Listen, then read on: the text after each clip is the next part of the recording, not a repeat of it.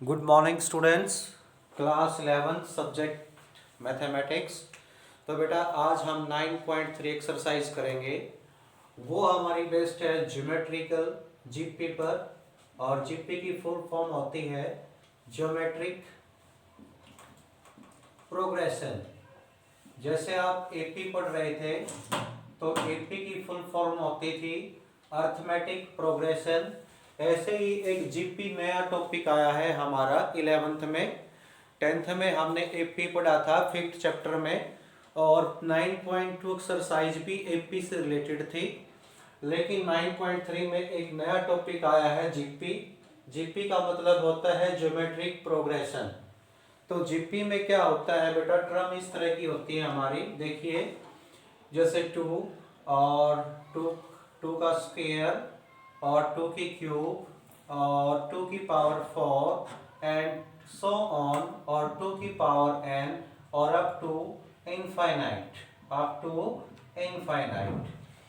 इसमें क्या होता है बेटा, इसमें जो हमारी रेशियो होती है ना वो सेम होती है। कैसे? जैसे मैं एपी में, और ये देखिए मैंने ये एक जीपी ली है और मैं ये नीचे एपी लेता हूँ 2 और 2 और 2 4, 4 to 6, 6 to 8, 8 to 10, 10 to 12 and so on. तो इसमें तो बेटा आप डिफरेंस निकालते थे एपी में। कैसे निकालते थे कॉमन डिफरेंस? आप सेकंड टर्म में से फर्स्ट टर्म माइनस करते थे, तो ये आपका कॉमन डिफरेंस आ गया। आप थर्ड टर्म में से सेकंड टर्म माइनस कीजिए तो ये भी आपका कॉमन डिफरेंस आ गया। फिर आप फोर्थ टर्म में से थर्ड टर्म माइनस कीजिए तो ये भी आपका कॉमन डिफरेंस आ गया, और आपका कॉमन डिफरेंस सेम आता था। और ये एपी में आपकी nth टर्म होती थी an, a प्लस में n-1 और d। और ये उसमें सम के फार्मूले होते थे Sn n/2 और 2a प्लस में n-1d। और दूसरा सम का फार्मूला होता था जब हमें लास्ट टर्म का पता हो n/2 और a प्लस में an। ये सभी आपने एपी में पढ़ा नीचे वाला। मैं जीपी बता रहा हूं। जीपी में क्या होता है बेटा, इसमें जैसे इसमें डी होता है कॉमन डिफरेंस, ऐसे ही इसमें आर होता है कॉमन रेशियो। इसका नाम होता है बेटा कॉमन रेशियो आर का। यहां पर लिख देता हूं, आर को हम बोलते हैं कॉमन रेशियो। और ये सेम आती है बेटा सबकी। कैसे? आप सेकंड टर्म को फर्स्ट टर्म से डिवाइड कीजिए। सेकंड टर्म है 2 का स्क्वायर और फर्स्ट टर्म है 2, तो 2 की एक पावर इधर है, 2 पावर ऊपर है, तो ऊपर 2 पावर बच गई, तो 2 आया। इसी तरह से कॉमन रेशो आप ऐसे भी निकाल सकते हो। थर्ड टर्म को सेकंड टर्म से डिवाइड कीजिए तो कॉमन रेशो आएगी। जो थर्ड टर्म है वो हमारी है बेटा 2 की क्यूब, और जो सेकंड टर्म है वो है बेटा हमारा 2 का स्क्वायर। तो इसको हम डिवाइड करेंगे तो ऊपर 2 की पावर 3, नीचे 2 की पावर 2, तो ऊपर एक पावर बचेगी तो क्या आएगा, 2 आएगा। तो देखिए कॉमन रेशियो, आप कोई भी दो कॉन्टिन्यूअस टर्म ले लो। कॉन्टिन्यूअस का मतलब कंजिकेटिव, लगातार। ठीक है, कोई भी आप दो लगातार टर्म ले लो और पिछली टर्म को पहली टर्म से डिवाइड कर दो तो आपकी कॉमन रेशियो आ जाएगी ये जीपी में। ऐसे आप एपी में क्या करते थे, कोई भी दो आप लगातार टर्म लेते थे और पिछली टर्म में से पहली टर्म माइनस करते थे तो कॉमन डिफरेंस आता था। लेकिन जीपी की खास बात क्या है, सेम है बिल्कुल, बस थोड़ा सा चेंज है। इसमें आप कोई भी दो लगातार टर्म ले लीजिए, आप पीछे वाली टर्म को पहले वाली टर्म से डिवाइड कर दीजिए तो आपका कॉमन रेशियो आ जाएगा, जिसको हम आर बोलते हैं। और ये एपी में ये डी का काम करता है और जीपी में ये आर। तो ये डिफरेंस होता है एपी और जीपी में हमारा। अब मैं और डिफरेंस बताता हूं आपको। इसमें जीपी में हमारी जो nth टर्म होती है बेटा उसको हम टी एन लिखते हैं, और वो होता है ए आर की n-1। जैसे आपका एपी में क्या होता था, A n is equal to A plus में n-1d। आप n की जगह 1 रखते थे तो आपको फर्स्ट टर्म मिलती थी। n की जगह 2 रखते थे तो आपको सेकंड टर्म मिलती थी, n की जगह आप 3 रखते थे तो आपको थर्ड टर्म मिलती थी, ठीक है। और n की जगह आप 4 रखते थे तो आपको फोर्थ टर्म मिलती थी। उसी तरह से इसमें भी बेटा आप n की जगह 1 रखोगे तो आपको फर्स्ट टर्म मिलेगी a r 1 माइनस 1 और a r की 0 और किसी की भी पावर 0 हो वो 1 के इक्वल। तो t1 क्या आ गया बेटा, a आ गया, t1 आ गया हमारा a। तो देखिए बेटा इधर अब इसी तरह से आप यहां पर t की वैल्यू n की जगह 2 रखोगे तो जब आपने n की जगह 2 रखी तो a r की 2 माइनस 1 तो 1 पावर बचेगी, 1 को हम लिखते नहीं। t3 क्या आएगा बेटा, a r स्क्वायर और t4 क्या आएगा बेटा, a r की क्यूब। जैसे आप एपी में देखिए सेकंड टर्म में 1d आता था, थर्ड टर्म में 2d आता था, फोर्थ टर्म में 3d आता था, ऐसे ही इसमें जीपी में है सेकंड टर्म में r की पावर 1 आएगी, थर्ड टर्म में r की पावर 2 आएगी, एक कम है ना। जैसे एपी में एक कम है d के साथ, ऐसे ही जीपी में r के साथ एक कम है। जैसे t4 r की पावर एक कम आएगी r की 3। तो कोई आपसे पूछे कि जीपी की 16th टर्म क्या है तो आप डायरेक्ट लिख सकते हो ए आर की 15, यहाँ पर एक कम आता है। कोई आपसे पूछे कि जीपी की 10th टर्म निकालिए तो ए आर की 9। तो इस तरह से हमने आपको बताया कि जो ये है हमारी T n is equal to a r raise to power n minus 1, ये हमारी nth टर्म है जीपी की। इससे हम जीपी की टर्म निकाल सकते हैं n की वैल्यू बारी बारी से पुट करके। अब सम का फार्मूला देखिए बेटा जीपी का, एपी का सम का फार्मूला आपको पता ही है, ये नीचे लिखे हुए हैं। जीपी में सम का फार्मूला दो होते हैं बेटा, एक एसएन और ए और आर की पावर एन माइनस 1 और अपॉन में आर माइनस 1। ये फार्मूला आपने बेटा जब यूज करना है जब आपकी कॉमन रेशो क्या हो, इफ आर ग्रेटर देन 1, जब आपकी कॉमन रेशो 1 से बड़ी हो। कॉमन रेशो तो बेटा आप निकाल लोगे, कोई भी दो कॉमन रेशो कैसे निकालोगे, आप सेकंड टर्म को फर्स्ट टर्म से डिवाइड कर दो, कॉमन रेशो आ गई।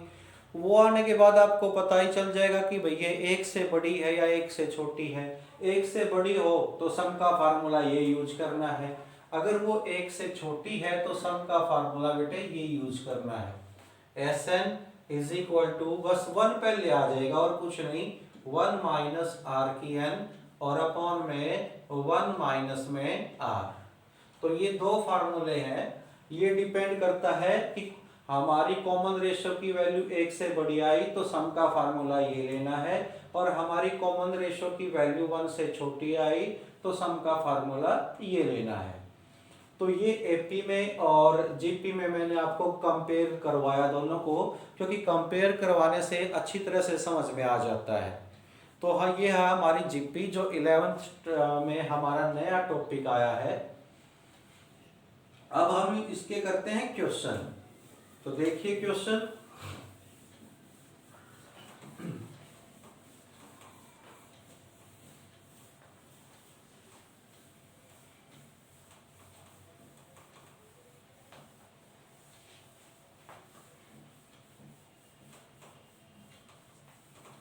तो 9.3 का फर्स्ट क्वेश्चन देखिए बेटा। 9.3 का फर्स्ट क्वेश्चन है हमारा, हमारे को दिया गया है given GP is, given GP is, हमारे को जीपी दे रखी है 5/2, comma 5/4, comma 5/8 and so on.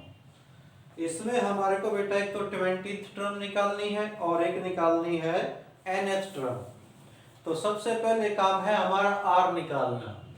r पहले फर्स्ट टर्म लिखिए, फर्स्ट टर्म है हमारी 5/2, फिर आप r निकालिए, r है कॉमन रेशो, आप सेकंड टर्म को फर्स्ट टर्म से डिवाइड कर दो 5/2, तो 5/4, तो इस डिवाइड को मल्टीप्लाई में चेंज करोगे तो 2/5, तो 5 से बेटा 5 कैंसल और 2 1 जा 2 और 2 2 जा 4, तो ये आ गया 1/2। तो ये आ गई हमारी r की वैल्यू। अब हम nth टर्म जानते हैं बेटा Tn a और r की n-1। अब हमें सबसे पहले तो एक इसमें क्या पूछा है कि 20 टर्म निकालिए, तो n की जगह हम 20 रख देंगे।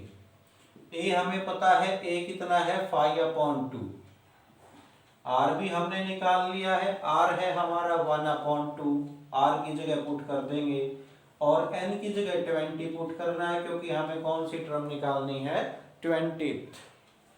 तो 5/2 और मल्टीप्लाई में 1/2 और 20 में से 1 गया 19।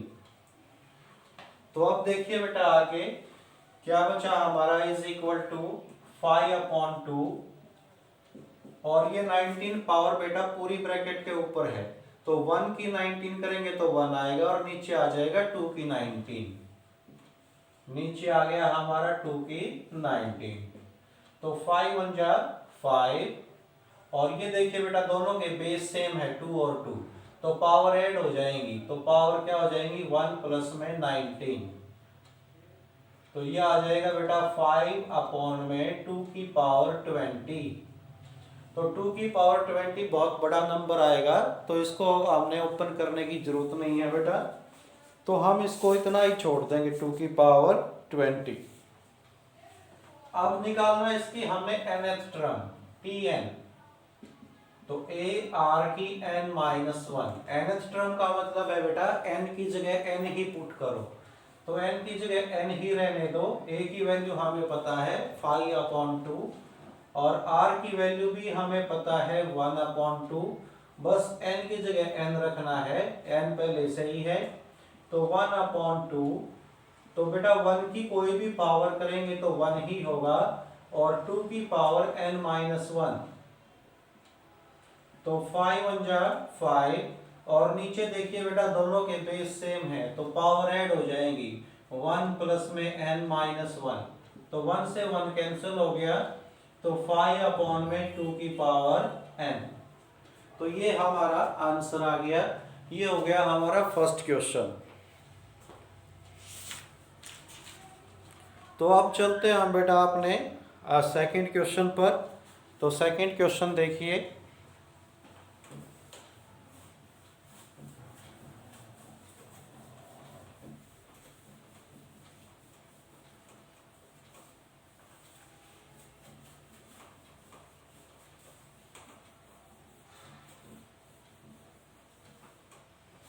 तो सेकंड क्वेश्चन है बेटा हमारे को दे रखा है 12th term of the GP निकालनी है, whose 8th टर्म इज 192।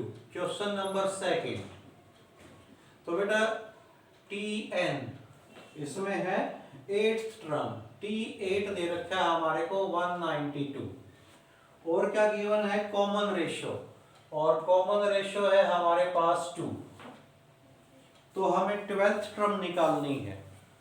तो 12th टर्म कैसे निकालेंगे बेटा, देखिए जो T8 है हमारा T8 इज इक्वल टू 192, तो T8 को हम क्या लिखेंगे a r raise to power 7 is equal to 192। r की वैल्यू हमें पता है 2, तो r की जगह हम r की वैल्यू पुट करेंगे 2 की पावर 7 और 192। तो अब 2 की पावर 7 को तो बेटा हम सोल्व कर सकते हैं कि 2 की पावर 7 कितना होता है, तो 2 की मल्टीप्लाई हम 7 टाइम्स करेंगे, तो 2 की मल्टीप्लाई हम 7 टाइम्स करेंगे तो बेटा क्या हो जाएगा हमारा, देखिए इधर, और 2 मल्टीप्लाई 2 1 2 3 4 5 6 7, 2 2 जा 4, 2 जा 8, 2 जा 16, 2 जा 32, 2 जा 64, 2 जा 128, तो बेटा 128 आएगा और 192, तो 128 को नीचे लेकर जाएंगे तो ये 128 से डिवाइड हो जाएगा, तो 6 4 4 3 जा 12 और 4 2 जा 8, 4 4 जा 16, 4 8 जा 32, 16 2 जा 32 और 16 3 जा 48। तो a की वैल्यू आ गई बेटा 3/2। तो हमें क्या निकालना था, 12th टर्म निकालनी थी। तो बेटा 12th टर्म निकालेंगे तो t12 क्या होता है बेटा, a r की पावर 11। तो a की वैल्यू है हमारी 3/2, 3/2 और r की वैल्यू है बेटा 2 और 2 की पावर 11। तो 3 मल्टीप्लाई, देखिए ये 2 की 11 है, ये 2 है, दोनों का बेस सेम है और डिवीजन में है तो पावर सब्ट्रैक्ट हो जाएंगी। तो 11 में से 1 चला जाएगा तो ये 2 की पावर 10 आएगी। और 2 की पावर 10 तो आपको पता होगा बेटा शायद होता है 1024। तो इसको 3 से मल्टीप्लाई करेंगे, 3 4 जा 12, 1 3 2 जा 6 और 1 7, 3 0 0 और 3 1 जा 3। तो ये हमारी 12th टर्म आ गई 3072। तो इसको आप याद रखना कि 2 की पावर 10 कितना होता है, ये कई बार आ जाता है 1024। ये आपको याद रखना पड़ेगा बेटा। तो 1024।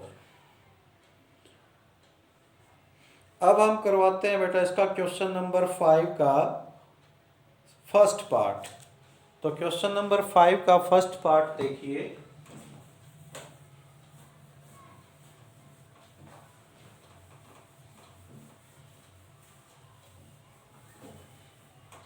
तो क्वेश्चन नंबर 5 का फर्स्ट पार्ट देखो। तो फर्स्ट पार्ट है हमारा बेटा 2, 2 root 2, 4 and so on each 128। तो ये कह रहा कि ये हमारी जीपी है 2 और 2 रूट 2 और 4 एंड सो ऑन। तो हमें बताना बेटा इसकी कौन सी टर्म 128 है। तो हम लिखेंगे tn, a की वैल्यू कितनी पहले वो लिख लेते हैं 2। कॉमन रेशियो कैसे निकालते हैं बेटा, सेकंड टर्म को हम फर्स्ट टर्म से डिवाइड कर देते हैं तो हमारी कॉमन रेशियो आ जाती है। और हम अब फार्मूला लिखते हैं nth टर्म का tn a rn-1 raise to power. तो बेटा कौन सी टर्म हमारी 128 है, तो tn की जगह हम 128 रखेंगे।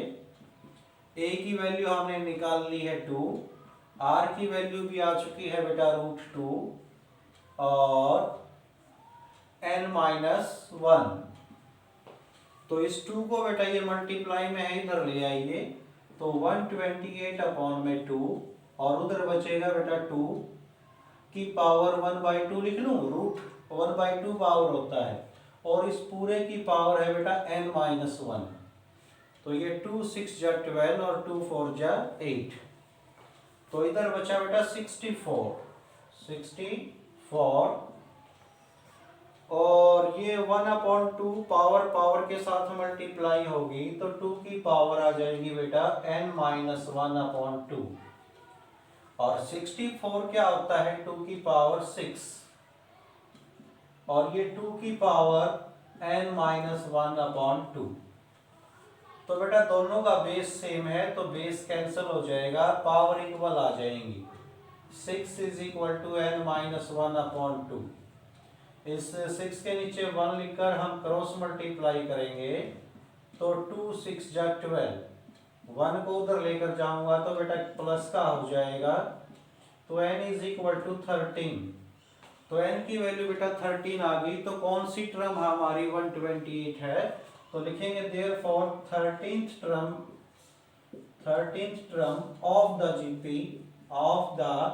GP is 128। तो जीपी की कौन सी टर्म, 13th टर्म 128 है।